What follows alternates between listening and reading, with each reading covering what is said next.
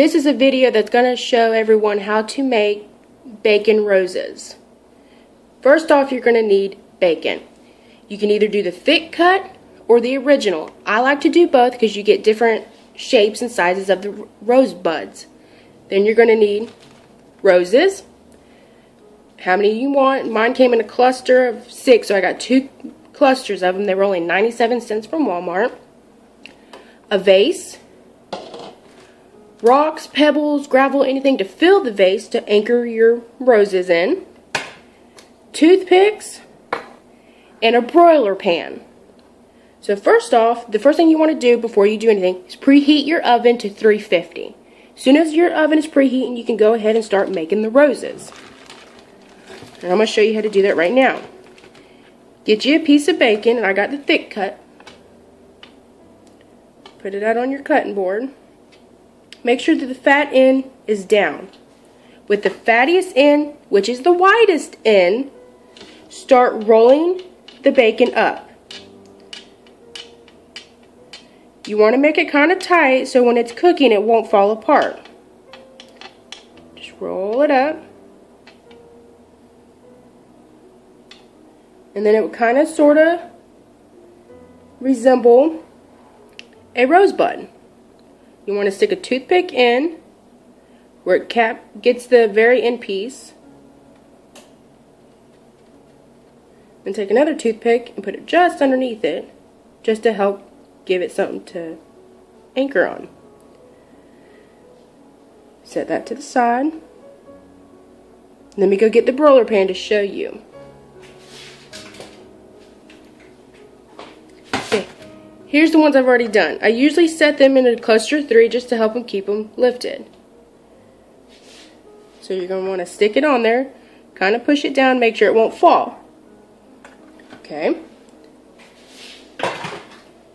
Now I'm going to show you the thinner ones, because the thinner ones are a little harder to roll up than the thicker cut bacon, but it's the same process. Okay, don't worry about if your bacon's not exactly perfect. That just gives your rose character.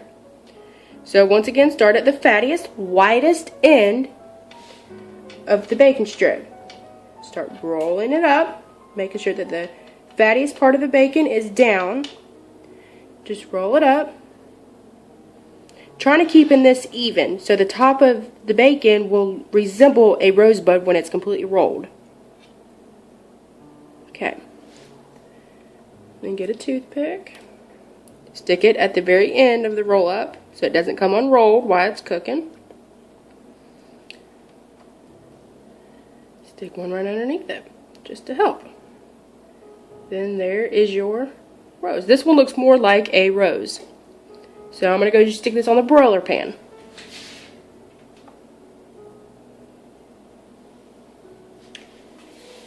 And I just went ahead and did all 12 of them, so I have a complete dozen on my broiler pan. And they're all just sitting here ready to go in the oven. Now that the oven is preheated to 350, stick them in there for about 45 to an hour. But make sure you check them, because some bacon does cook faster depending on the type, the cut, how wide it is, how many are in the oven, everything. So just keep checking, because it will burn quickly because of course it's bacon. So let's stick this in the oven, and I'm going to stick it in for 45 minutes to start.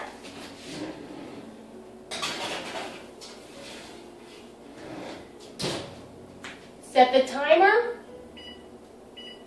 to 45 minutes.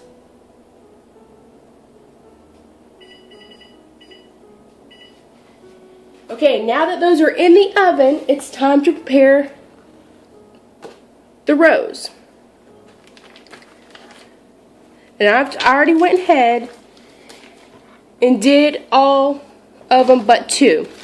So this is what you're left with after you remove it. And I'm going to show you how to remove it. You're going to want to pull the top of the rose bud off. So you're left with a stem. Then you're just going to simply just peel everything back. Okay, you want to save that and just peel everything off.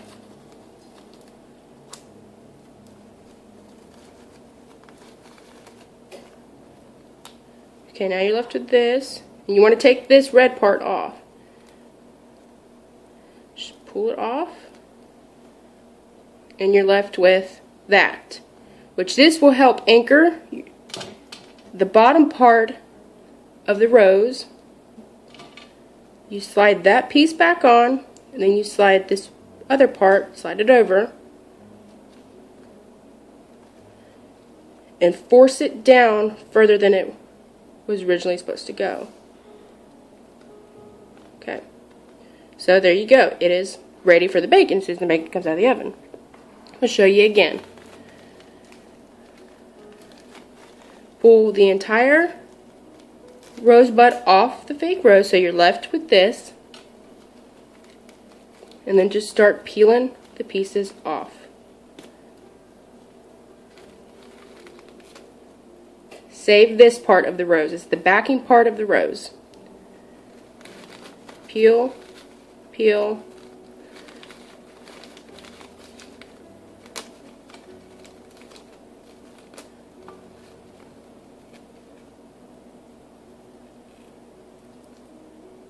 Okay. This is what you want. The rest of this, just throw it in the trash. Place the backing part of the rose petal back onto the stem, and place that plastic piece back on there, shoving it further down than it was originally seated. And there you go. So everything is anchored and ready to go. All we gotta do is wait for the bacon to get done, coming out of the oven, and then I'll show you how to complete your bacon roses.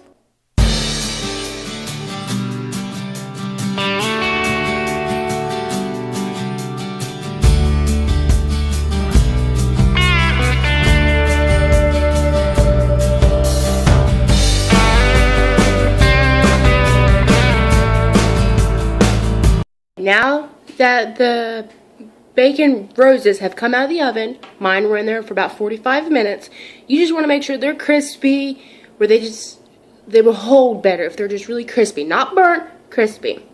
So what I did when they came out of the oven, I put them on a plate lined with paper towel to get that excess grease off, because we all know bacon is greasy. So now this is how you start assembling them. You take it and you have to twist. Don't pull the toothpick, just twist it out. You gotta twist it, because if you pull, it'll just rip and everything. So just twist it out. Okay, as soon as it's twisted out, grab one of your prepared stems, stick it kind of in the center, stick it in there, and push down until it is there. That is, well, this one needs to be pushed down just a little bit more. You'll know when it's there. Okay, now it's steady. See, that is your bacon rose. I already took my vase and filled it up with the pebbles, the marbles that I had. So just fill it up and just place your roses in until they're seated well, because they are the top of the bacon. The roses are very heavy. If they're not in there good enough, they'll just fall out. So let's start doing all of them. Now this is the difference between a thick cut and the regular. This is the regular bacon and this was the thick. See how different they look? That's why I wanted to do differently. So once again, just twist, not pull, twist out, twist out. Get your prepared stem, stick it in, and push until the bacon is on. And there you go. Stick it in your vase until it is good and sturdy in there. So what I'm going to do, I'm going to go ahead and just finish all my roses and just do the same thing. Just twist the toothpick out and stick it on your prepared rose stem and stick it in your vase. And that is all you have to do, and then you will be left with a very delicious edible bouquet of roses that are definitely going to surprise a lot of people. I hope you enjoyed, and this tutorial was easy enough. Thanks for watching.